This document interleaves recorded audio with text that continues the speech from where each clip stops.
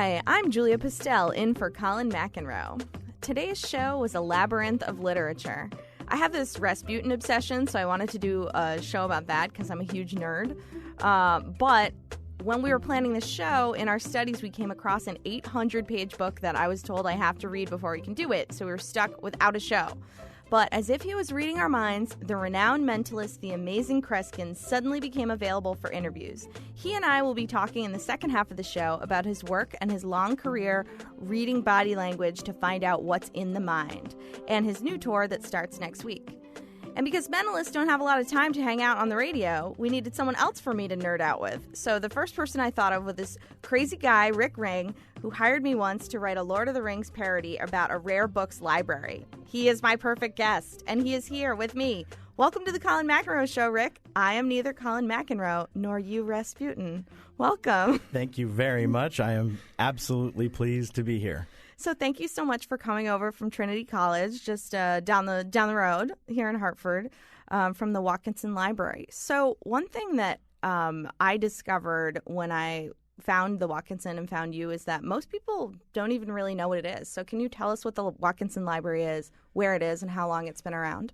Sure. I hope we've been remedying that problem slowly but surely. But yes, the Watkinson actually is the Rare Book and Special Collections Library of the Trinity College Library. So it's a library within a library, and it actually existed outside of Trinity College for 86 years. It was downtown in the Wadsworth Athenaeum from 1866 to 1952. All right, great. And so why did it move to Trinity? What happened there? So when it was founded, it was really supposed to be the research library for the Connecticut Historical Society, which was also down at the Wadsworth Athenaeum at that time.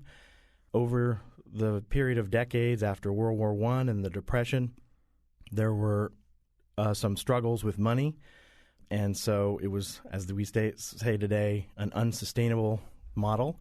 They started looking around for partners, and University of Connecticut wanted it, and the Hartford Public Library wanted it, but Trinity sort of raised a lot of money and had cash in hand. And also the trustees really wanted it to stay in Hartford. So at that point, Trinity had about 220,000 volumes. The Watkinson was 130,000 volumes, so it was a huge gift to the school. Wow, awesome. So, I mean, cash in hand is really important for that kind of acquisition because, as I now know, the collection is unbelievable. There are some really unusual pieces in there spanning a huge amount of time. How far back does the collection go, and tell us about a couple of your favorite pieces in there? Essentially, it's about 1,000 years of human endeavor recorded in printed and manuscript books. We do have a couple of things that predate that. A cuneiform tablet dating from 2200 BC that I bought a couple of years ago just as an example of early writing. But mostly we have from the medieval period to the present about 200,000 volumes, as you said.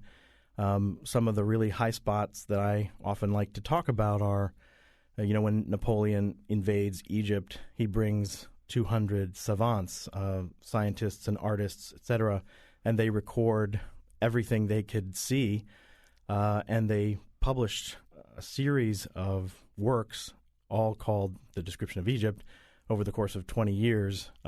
It's 36 volumes. It's amazing, and it really is the cornerstone of Egyptology. Another book that we have is Denis Diderot's Encyclopedia, which was the last work in the Enlightenment to claim to hold all of human knowledge. Wow. It's a lovely set, and I could go on and on. Oh, I want you to. This is Geeking Out with Julia. So one of the objects that is so beautiful and amazing as soon as you walk into the library is the Audubon book. So can you tell us about that and how you guys display it? Because there's a really neat element to its exhibition. Sure. There are several institutions across the United States that have these amazing books, and however, no one has the engraver's copy. We have Robert Havel's copy, who engraved the plates to print the book, and we got the book in 1900 by gift of an alumni, Dr. Gurdon Russell, who was a worker for Aetna for years and years. Anyway, this was given to us as the cornerstone of a natural history collection. And, it really is beautiful. We turn the page once a week. It takes us 8.5 years to get through the entire book. And we do have people coming in every week to see the new bird and to sit down and, look at it and research it and that sort of thing. So pop quiz, what is the bird right now? I could not tell you. I'm sorry. How many times have you made it all the way through the book? So we started in 2011, so I'll tell you in, 2019. Perfect.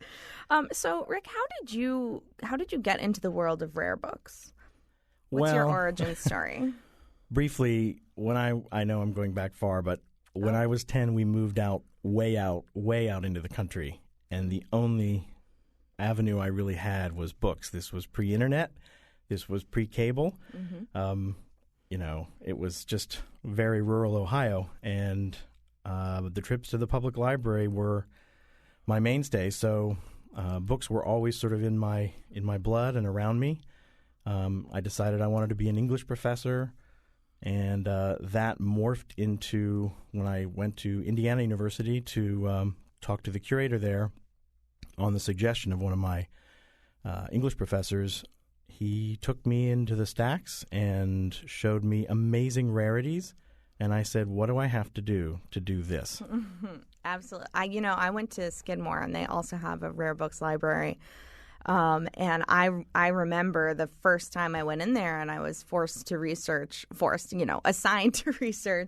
the yellow books of Oscar Wilde's time, and it was just so exciting to realize that many colleges have these amazing collections that very few students ever get to interact with. That's true. I mean, most colleges, their rare book collections started in the president's office as a cabinet collection, and as they grew, mostly this happened after World War II, because that's when a lot of institutional money came in with the GI Bill, et cetera.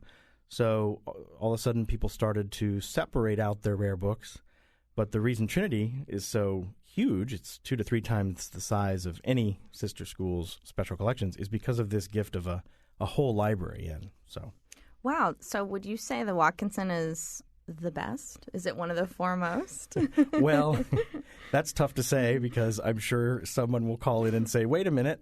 But I think it's the best. So, and I certainly try to promote it such.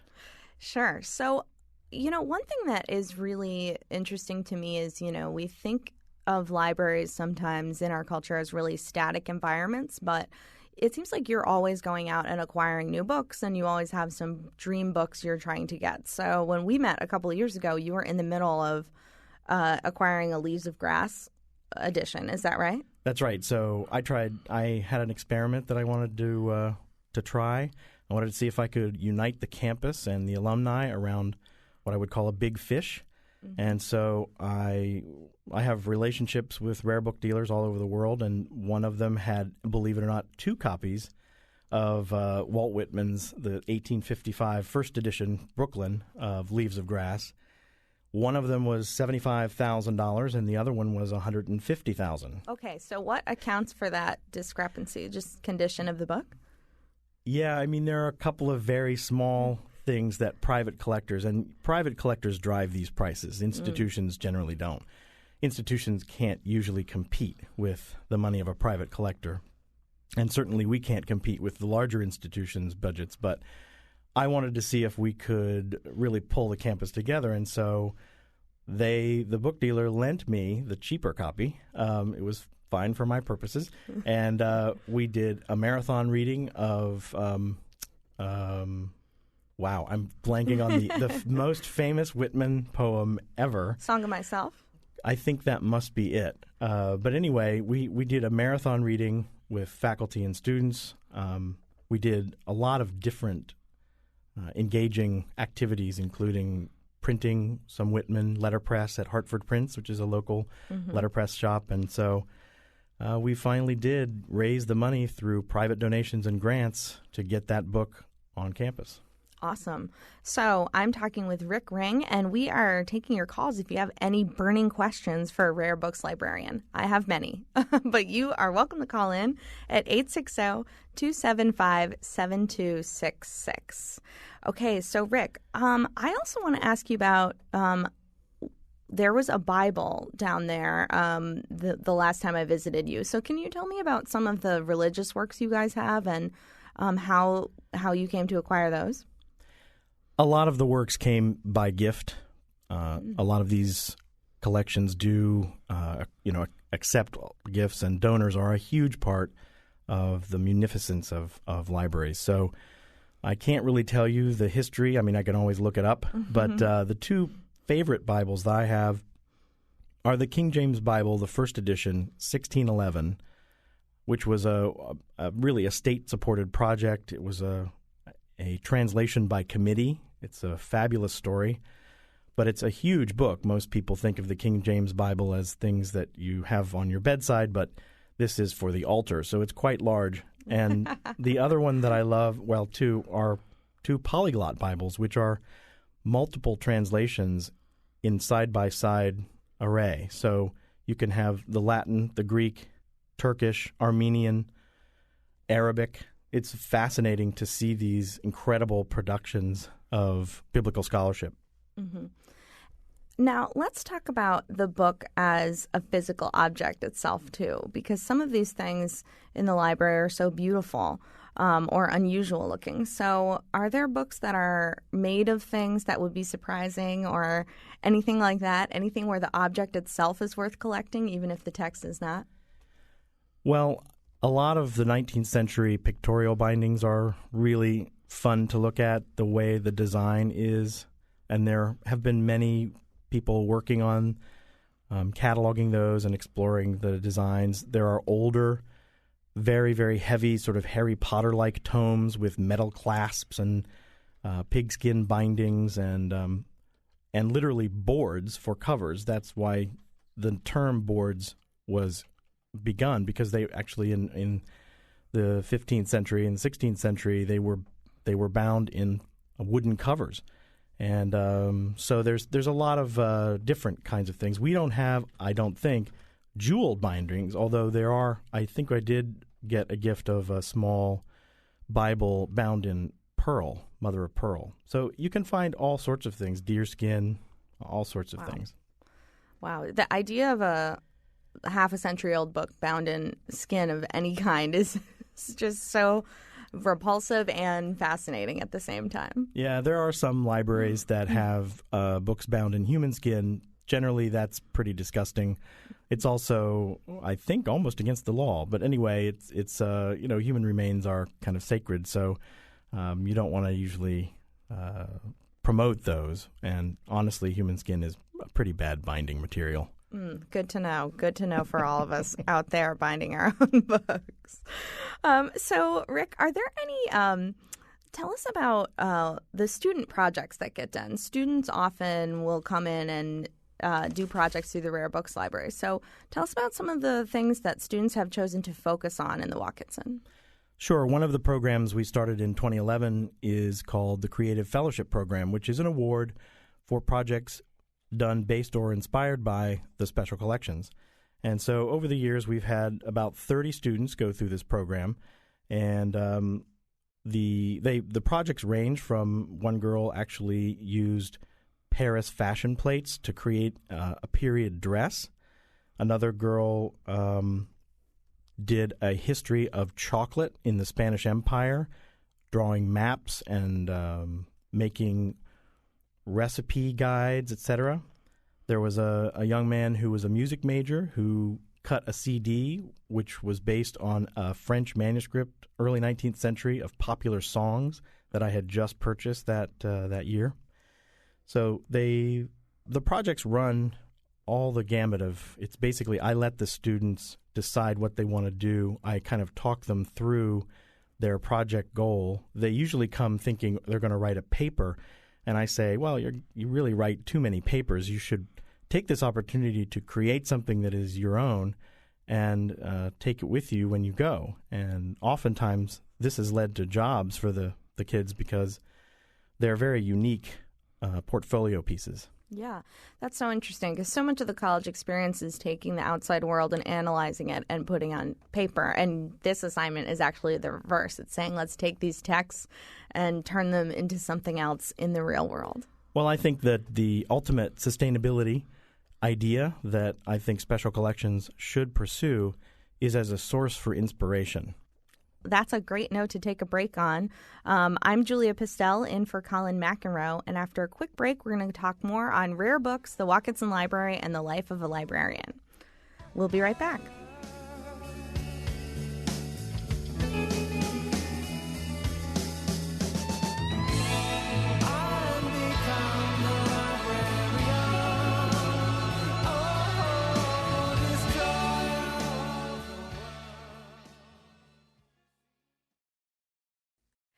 I'm Julia Pistel in for Colin McEnroe. My guest is Rick Ring, head curator and rare books librarian at the Watkinson Library at Trinity College. Later in the show, the amazing Kreskin will join me to talk mentalism. But first, we're still on rare books and really, really interesting stuff going on at Trinity College. And we actually have a call. So, Rick, are you ready to take it? Absolutely. All right, let's see. Hi, Barbara, are you there? Yes, I am. Thank you for taking my call. No problem. Barbara's from Rocky Hill. Barbara, what's your question? So I'm a retired librarian, so we always have questions, and we like to answer them and ask them. Fabulous. So I'm particularly interested in Connecticut authors, particularly Madeline L'Engle, who wrote Wrinkle in Time. Mm-hmm. So is that anything the Rare Book Library would ever be considering collecting those kinds of goodies? Absolutely. We recently got a gift of about 1,000 science fiction magazine pulps from the 40s to the 80s by a professor's mother who was a big fan in the 60s. I think science fiction collecting is huge, and women's fiction, all of that will be very collectible already. Yeah, I mean, thank you, Barbara. It's such a great question because it starts to get at what I wanted to talk about earlier anyway, which is how do we decide what is collectible and whose stories are being told? Well, often the trade decides what's collectible. I mean, in the sense that people who start buying something, dealers will pay attention to that, and then all of a sudden the prices will start rising. What I would say to collectors is, start with something that you love and that is cheap. It's a nice way of really starting a collection.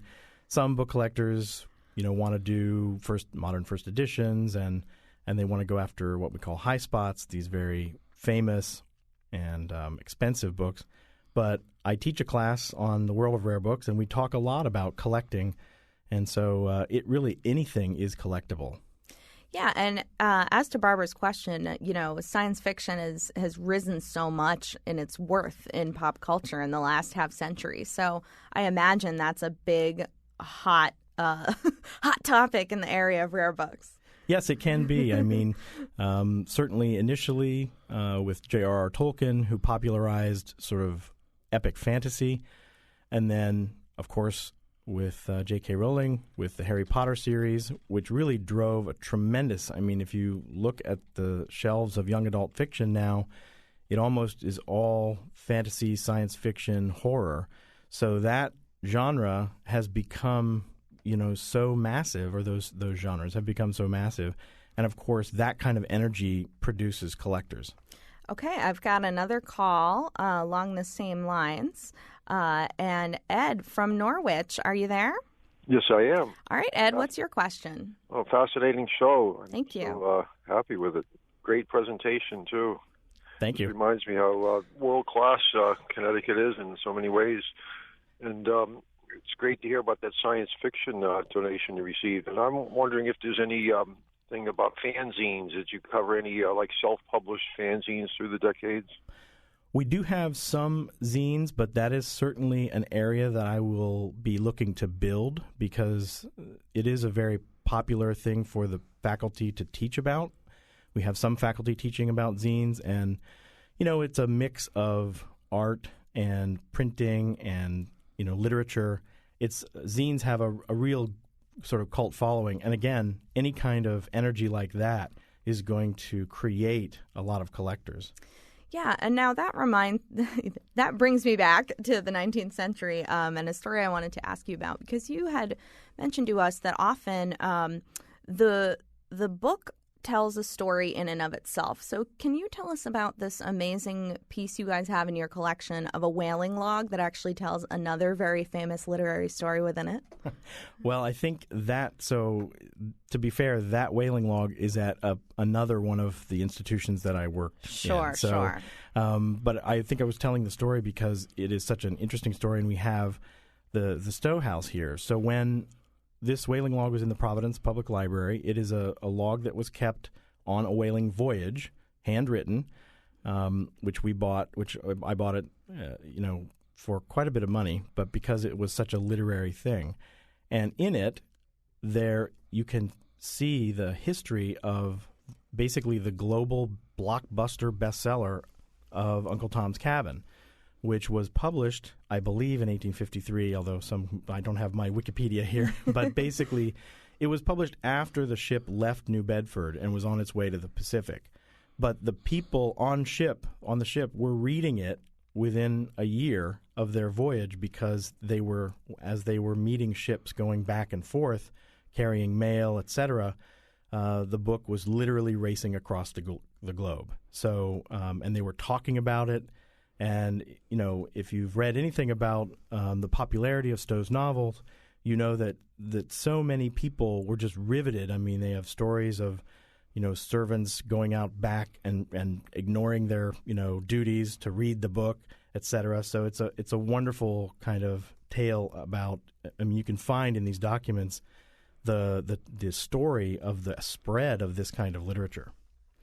That is so amazing. I mean, whaling logs in and of themselves are fascinating, but, we always think of these historical pieces as individual rather than intersecting in all these amazing ways. So that's just such a cool story. I love that.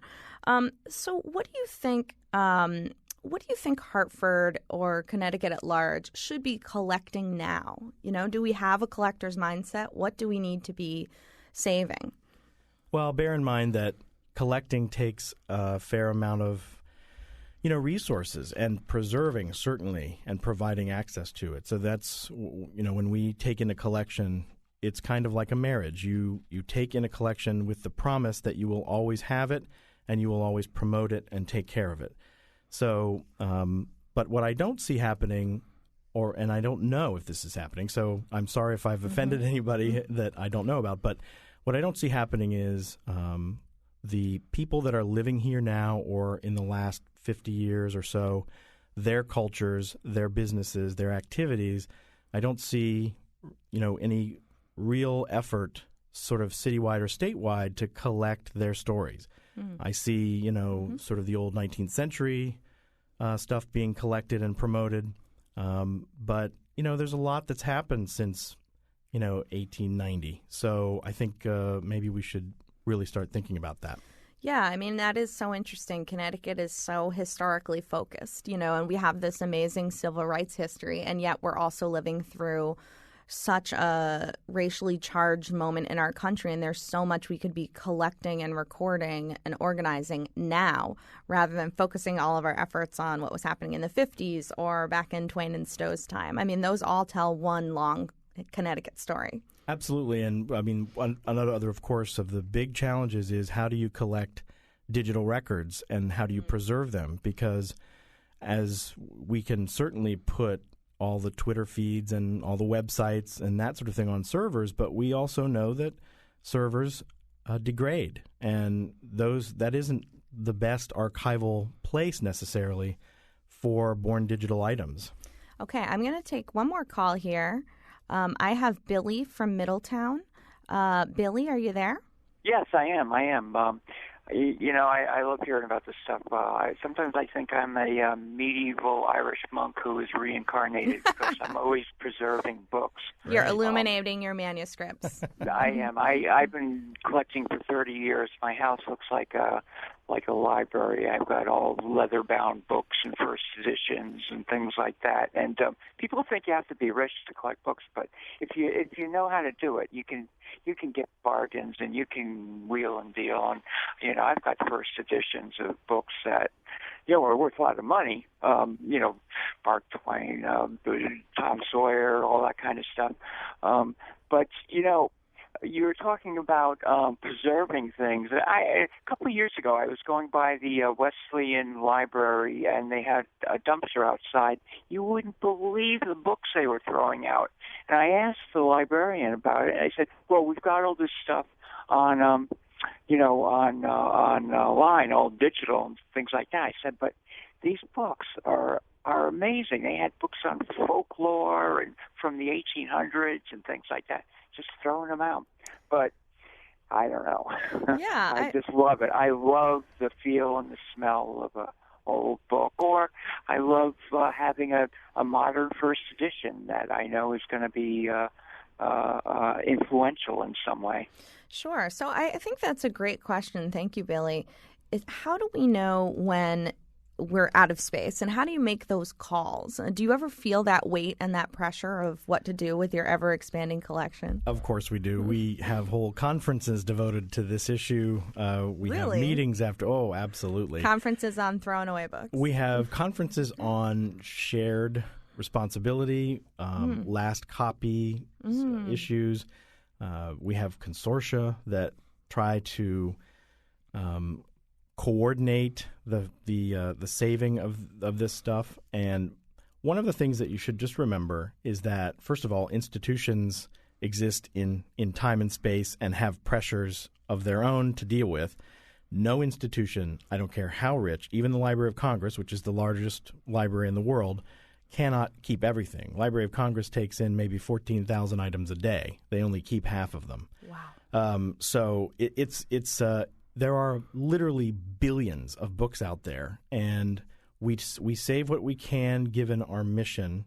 And you have to basically make very hard decisions sometimes about what you really need to sort of save and promote and what you don't. And so that's all I have to say. I definitely would like to talk further about that. But yeah, I mean, that's got to be something that you think about every single day. And as librarians turn over to, passing down that value system of what the institution has decided to keep. So what book or books would you sell your soul to get into the library? What do you want? What do you have your eye on? Well, I guess I would really love a first folio of Shakespeare. That is we actually have a second folio that I was able to acquire, which is the second edition, which is great. But it's a $5 million book. It's not likely that I'll be able to get that from with my budget. How many are there? How many first folios are there out there? There are probably 160 or so from an initial press run of maybe 750. Wow. And most of them are at the Folger Shakespeare Library in Washington, D.C. All right. Wow. That's pretty amazing. And are there any other particular, like as we were talking about the pulp and the fanzines, are there any other unusual kind of books or things that we might not even think about as books that belong in the library that you would like to start to acquire? Things, not books, that I would like to acquire. Well, what's the next level of acquisitions? So most of what we try to acquire are the papers of, distinguished alumni that have had distinguished careers, that sort of thing, and manuscript material. Recently, I bought a series of Hartford Currents that were bound together from the 1840s, which we didn't have. We have on microfilm, but that's not the same thing as actually getting the paper. But most those manuscript collections and those basically the files and the pictures and the diaries that record some person's career that they distinguish themselves in is very compelling to us. And certainly, other libraries like the University of Texas, the Harry Ransom Center, they've made a long tradition. They've had a long tradition of collecting authors' papers. And so like major authors like Gabriel Garcia Marquez or Ernest Hemingway. So those are the kinds of archives that places like this are going to be looking for. Wow, how interesting. What is a student project coming up? Do you have any? I know you have a whole new batch of students, and they must be so excited. So what are their favorite objects, or what are they going to be working on? Right, so I'm just going to have to remember here. Let's see. I do have one young woman is looking at pictures of Trinity over the last 10 decades, and she's then creating a series of cartoon scenes that evoke each decade of a Trinity student's life. So that's one that she's working with the archives of the college. And then I believe a guy named Andrew is going to be looking at a lot of our bird illustrations. And I'm not exactly sure. I can't remember exactly what he was going to be doing, but he's going to be working with our ornithology collection, which is huge. We have about 7,000 books on birds that were given to us in the 80s. And so it's a fascinating collection. Cool.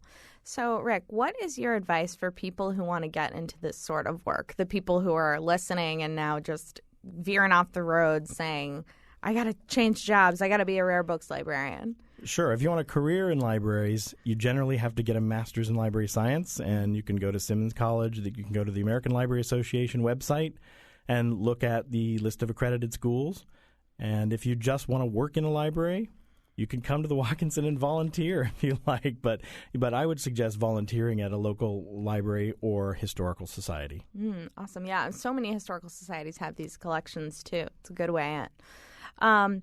And what if you could go back and give yourself some piece of advice when you were that young nerd starting out, what would you tell yourself? I would tell myself, don't take out student loans. Oh, Rick, that is really hilarious. I'm sorry. No, that's okay. So one thing I'm realizing is that we think of libraries as something, shut up to the public, or rare books libraries. Can people visit the Watkinson, and how do they do that? Absolutely. Anybody can walk in to the Watkinson Monday through Friday, 8:30 to 4:30. We're open to any Hartford or Connecticut resident, any adult. Basically, you have to be 18. We do have classes coming in and that sort of thing, but we have a mandate to be a public library of Hartford, so anybody can come in. Mm-hmm. And I can attest, it's just so beautiful and so cool.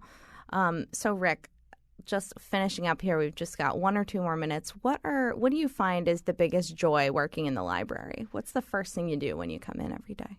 Well, the first thing I do, I think I'll answer the first question, because really the biggest joy is connecting people who have never seen some of this stuff with materials that they never knew that they were interested in, never knew existed, and then to see the light of understanding or sort of intriguing drive to understand what they're seeing and the beauty of the material.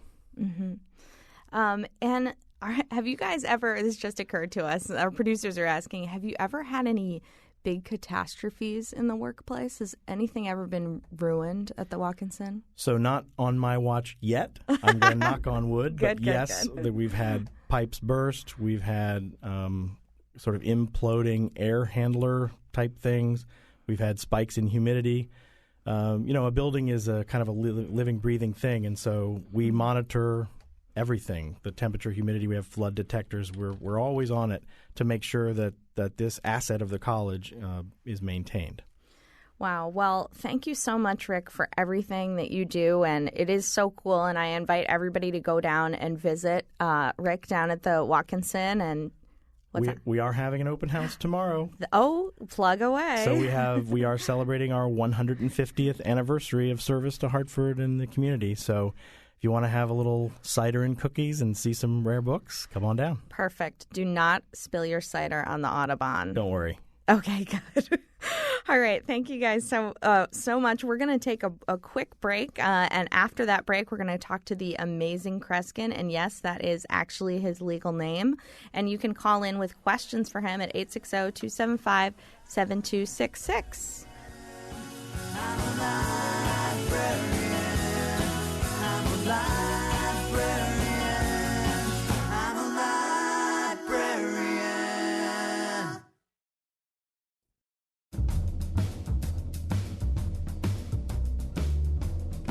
Today's show is produced by Julia Pistel, Jonathan McPants, and me, Kyone Wolfe. The part of Bill Curry was played by the great Buck Howard. On tomorrow's show, the Nose has seen Oliver Stone's Snowden movie and hates that it has to care about Brangel exit. And now, back to Julia. The amazing Kreskin is a mentalist who has been part of the public consciousness since his first television appearance on The Mike Douglas Show in 1968. Since then, Kreskin has performed on just about every talk show on the air, and he hosted 2 TV series of his own in the 70s. Next week, at age 81, he'll kick off his new tour, Will the Real Kreskin Please Stand Up?, with 8 performances in 6 days at the Producers Club in Times Square. So before we talk to him, here's a clip of Kreskin on Late Night with David Letterman in 1990. How many cards do you have in your hand? 2, 4, 6, 8, 10. 13. If I name any card, take it out of the deck. Okay. You have an 8 of hearts? Go fish. Do you have an 8 of hearts in your hand? Yes, I do, Kreskin. Take it out. Is that the left part of your hand? Yes, it is. What, right next to that 2 of spades? Yes, it is. You're looking out a 7 of clubs? Yeah, I am. 9 of diamonds? Yes, I am, Kreskin. I can't get it. It's a club. It's either an 8 or a 9. Which is it? Well, you tell me, big shot.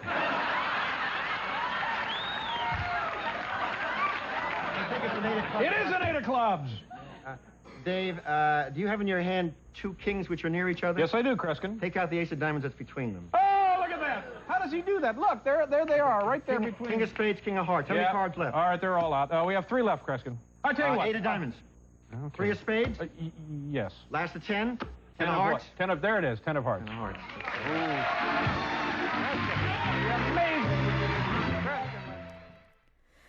All right, we should have on the line the amazing Kreskin. Are you there? Hello. Hi. Is this Julia? Yes, it is. This is Julia. Julia, how do you know? I get so impressed. You are digging up shows that I don't even have copies of. I think I should hire your crew here. Although I have a feeling, folks, because the show is live and she can't erase this, but hearing the flavor and the kind of and all the stuff that you put on, I think that you folks not only are very warm, empathetic, but flaky as well, because those are the only interesting people around. Flaky, I'm going to tell you that, and that's a compliment. Thank you so much. Never been so happy to be called flaky. You know, Julia, and then if I can become quasi-serious, because in this day and age of the politically correct syndrome that's just going, and some of the comedians, Seinfeld will not be working, announced, I couldn't even believe this 2 months ago, he's not going to be working some colleges because they now edit the topics that a comedian can satire and what have you. Sure, yes. This is not the flavor of this country. I'm sitting in my office here, and I'm on the road because I'm only home about 4 days a month. But I have a sign here in the office that says, "If anybody ever calls me politically correct, kick me in the ass."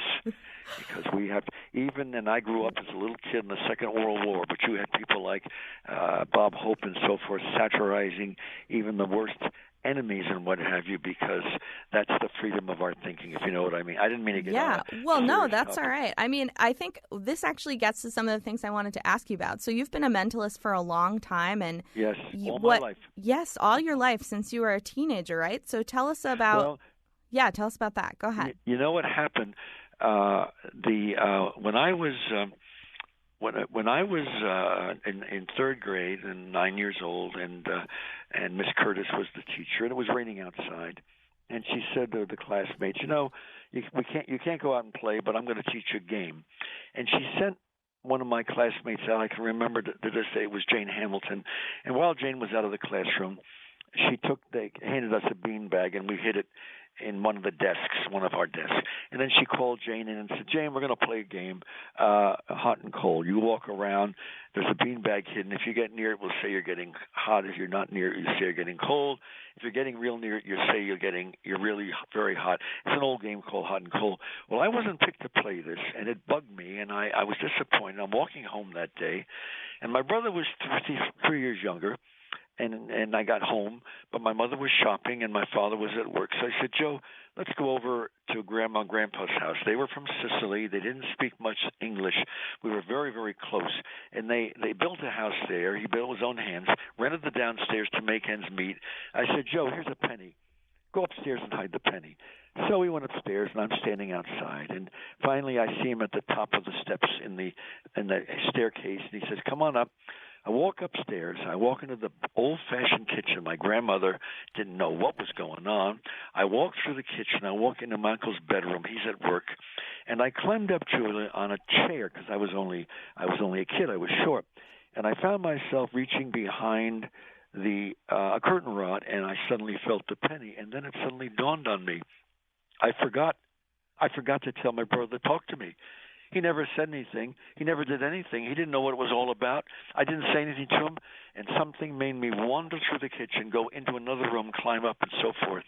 The irony of it is that was the beginning that got all over the family, and in 4th and 6th grade, my teacher, Miss Galloway, kept having me in show and tell on Fridays experiment with my classmates. I was performing already when I was 12 years old. I wasn't doing the kind of work I was doing now, but I was starting to perform.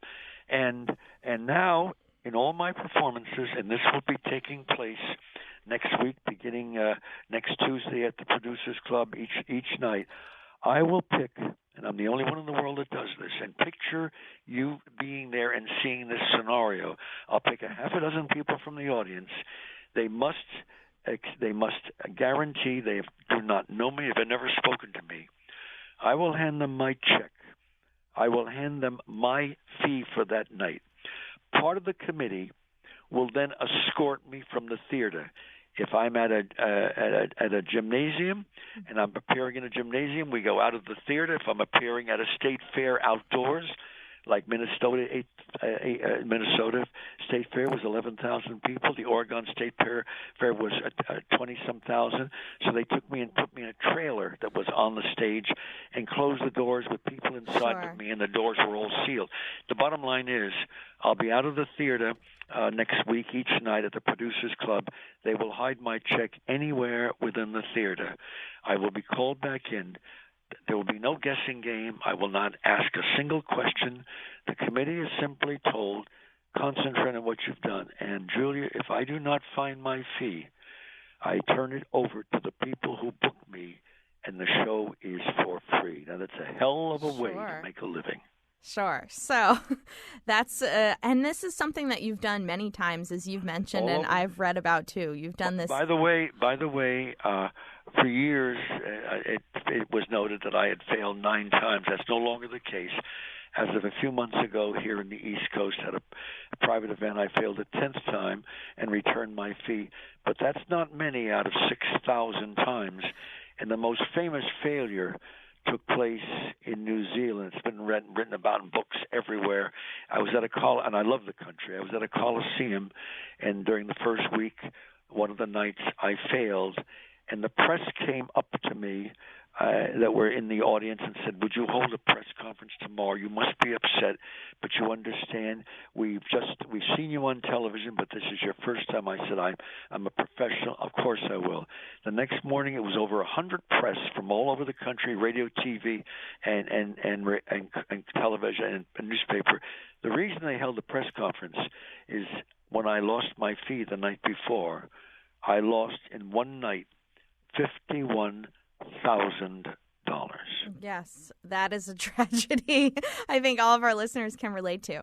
So, Kreskin, you have often defined your work as, it's not magic, it's not ESP, it's not psychic. You're using real cues of verbal cues and body language in which. Go ahead. I got to explain. I don't really use body language at all, and I don't use verbal cues. I'm an intuitive person. Mm-hmm. I'm a highly sensitive person, and I have built my life on a career that shows if two people somehow are in close mental communication, you can sense people's feelings and ideas if they concentrate. It isn't body language at all, because I have often been. I don't even often see the people whose thoughts but they have to concentrate. The only way I can explain it is this: no, I do not look into a crystal ball. I find if I look into a crystal ball, and I know I'm being sarcastic, but I've looked into a crystal ball, Julia, I get a massive headache. So it doesn't help at all. But one night a year ago at the Riviera in Vegas, just example, I mentioned 2 names. And it was a nightclub audience. I was there for a month or 2 months. I don't remember. But anyway, this elderly elderly gentleman stuff, very distinguished-looking man. I said, what are the names? He says, Kreskin, we don't live here. These are our 2 pet dogs. We love them dearly. And I said, oh, fine. I said, can I ask you something? Did you say to your wife, I wonder if Kreskin could tell me my Army serial number? Julia, I wish there had been a TV camera there. You'd have to see he was standing, and each of them were sitting at small nightclub tables. He slams his fist down on the table and says, God damn it, he said, I didn't even say this here. We were eating at another restaurant nearby, and it was a few hours ago. I said, who knows your Army serial number? Well, no man or woman will ever forget their serial number. But if you talk to a lot of them in the service, they never talk to their wife or family. They're just not a number you talk about. He says, I don't even think I ever mentioned it to my wife. Well, 3 minutes later, Julia, I gave him every single digit in order of his Army number, and he was in World War II. So, very impressive. Now, I know I've read about you, and you advised a boxer on some... Yes, Could you tell us... We only have a few minutes left. So go ahead, tell us about that. You know, I've worked with marksmen. I've worked with people from other areas of sports.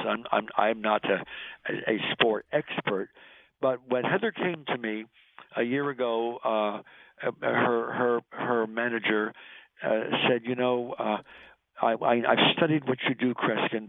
I know you're not going to make her stronger. I know you're not going to make none of that stuff. I'm not a great fan of boxing, but I respect and admire. I did a lot of TV shows with Muhammad Ali because of him being on cars with me and so forth. But I said, yes, I can help in a certain way. And I worked with her before a number of matches, and then last year she came to an international match in light heavyweight, which she won. I was brought into the ring after the match, but here's what I trained her to do. And I didn't do this overnight. I made her from time to time for about 45 minutes to an hour. I trained her mentally. Now I can't tell her to anticipate other people's thoughts and all that. No, I can't teach her to do what I do. But I trained her to be so attentive, like you hinted earlier, and sensitive, that she anticipated the physical blows before the person started to deliver them. Probably she saw maybe a glance or the muscles of the person start to move. Now, when you are boxing, you got stress all over the place, but I want to tell you, she became so tuned in that she was able to deflect the blows, because the worst thing for a boxer is to be hit in the head because of the brain, the bouncing and everything else. So she was able to deflect these, and she won. And she won a number of contests, and that's what I trained her to do. It was a very moving thing when the international match was over here in New York City, and they brought me to the stage, and I couldn't say much because a lot of the sports people were there and say, Kreskin, how did you make this happen? But it was my training her mentally to be more intuitive to the people she's with. Just as when a person is in love, and I don't mean this sarcastically, but when a person's in love or has a passion for someone, you can almost anticipate how they're going to think or even react to a certain idea, because somehow you've gotten to tune into them. Do you know what I mean? Yes, I do, actually. I'm a professional improviser, and we call it group mind. Oh, you understand what I'm talking about? Yes, I do, actually. Yes. Oh, this is a pleasure I want to tell you, it is a pleasure to speak to you. And you, Julia, then you will understand what I'm saying more and more as I travel. And, of course, you, because of the training that you do with people, exemplify this. Julia, and listen to me, folks, and you young people, listen to me. We're not listening to each other as much as we once did. Yes. We're not tuning into each other as much. We're relying too much on a little device called a machine that sits on the table often in front of us. You understand what I'm saying? I do. And, Kreskin, we just have 30 seconds left. So I just want you Julia, to... Yes, go ahead. Julia, you know what I'm going to do? And by the way, so everybody knows, I'll be at the Producers Club next Tuesday through Saturday, and you can go on www.amazingkreskin.com. Perfect. Thank you so much. I'm so sorry. About my book. Yes, look up his book. We will. It was so great talking to you, The Amazing Kreskin. We are so sorry we have to cut you off. You have so many good stories. It's been a great day. Thank you. This is the Colin McEnroe Show.